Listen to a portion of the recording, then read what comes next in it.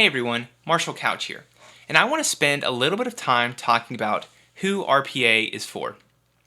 The answer is not necessarily straightforward. Some vendors target their RPA solutions to people without a computer science or computing background. Some vendors target their RPA tools for people with a computer science or computing background. So it depends. It also depends on the processes that you are automating. What it kind of boils down to is the difficulty of the business process versus the difficulty of the RPA tool.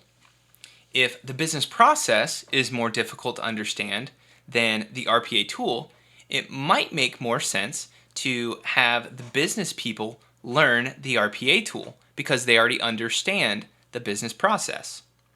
On the other hand, if the business process is easier to understand than the RPA tool, then it might make more sense for a IT professional or an RPA developer to understand the business process and build an automation for that process.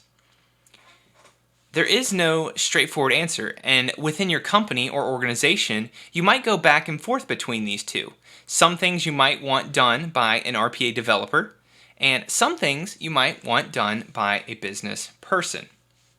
Some other considerations are using attended automations versus unattended automations. Attended automations have benefits and drawbacks the same way that unattended automations do. With attended automations, you can think of that as a bot that a business person is going to monitor much more closely. They will probably be running that at their computer, maybe as themselves, but they could also be using a bot runner, but a bot runner that they have access to. So it's potential that you have one person running multiple attended automations simultaneously. But with attended automations, you typically have a quicker time to value because usually the person who's running that automation is the person who developed the automation. And because they understand the process, they just have to learn the RPA tool, and then they can't automate just pieces or parts of a full process. And they can kick off the bot as many times as they need to throughout that process. So rather than trying to build a full end-to-end process, they can automate pieces and parts that make the most sense. These can be a little bit harder to capture the corporate value of, though, because it's difficult to say, well, how many times are you running this if the person isn't keeping track themselves? The other option is unattended automations.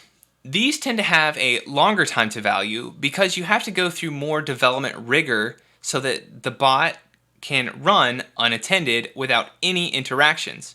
So that typically means you have to be automating more of an end-to-end process for it to be at all valuable.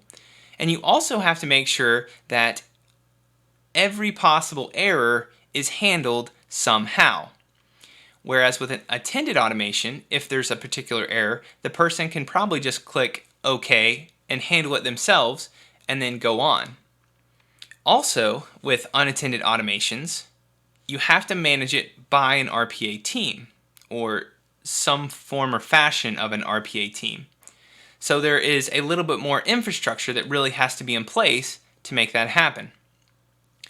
But the benefits of unattended automations are it's easier to know the corporate value because you have a team that's dedicated to paying attention to these bots or these automations. And also frees up the business people to not have to worry about those automations. So there are trade-offs in either direction. You might find that there are plenty of things that you want to run unattended, and there are plenty of things that you want to run attended. Either way, I think there's a lot of value in RPA. Thanks for watching.